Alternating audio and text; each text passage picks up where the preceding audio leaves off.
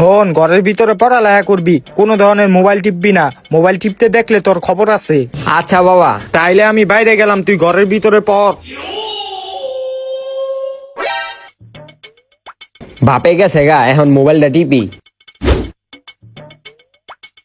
ওই বেটা মার মার মার, আরে সামনে গেছে বেটা, মাইরালা, আরে ফুল ড্যামেজ বেটা, মার মার, আরে ওরে মার বেটা। কিরে, কি রাউজ হইতাছে?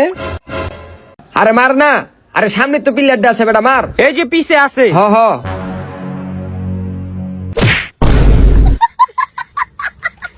তুই পড়ালেখা না কইরা যায় মোবাইল টিপতাছ।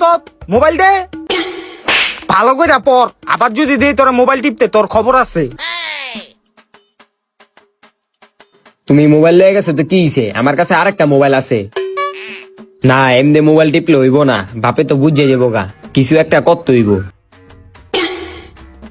আইডিয়া।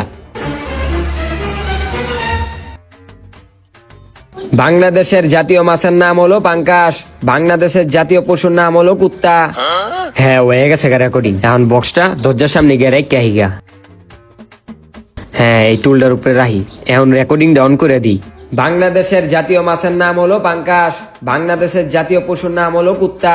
ওই বেটা মার মার মার, ওই বেটা মার, সামনে আগা। বাংলাদেশের জাতীয় মাছের নাম হলো পাঙ্কাশ, বাংলাদেশের জাতীয় পশুর নাম হলো কুত্তা। না, পোলাটা এখন ভালোভাবেই পড়ালেখা করতেছে। বাংলাদেশের জাতীয় মাছের নাম হলো পাঙ্কাশ, বাংলাদেশের জাতীয় পশুর নাম হলো কুত্তা। বাংলাদেশের জাতীয় মাছের নাম হলো পাঙ্কাশ, বাংলাদেশের জাতীয় পশুর নাম হলো কুত্তা। কি রে, ও এক লাইন বারবার পড়তাছে কি লিখা? বাংলাদেশের জাতীয় মাছের নাম হলো পাঙ্কাশ, বাংলাদেশের জাতীয় পশুর নাম হলো কুত্তা। বাংলাদেশের জাতীয় মাছের নাম হলো পাঙ্কাশ।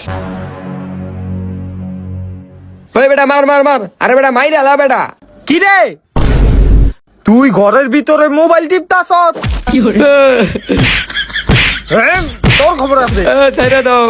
আর মোবাইল টিপবি?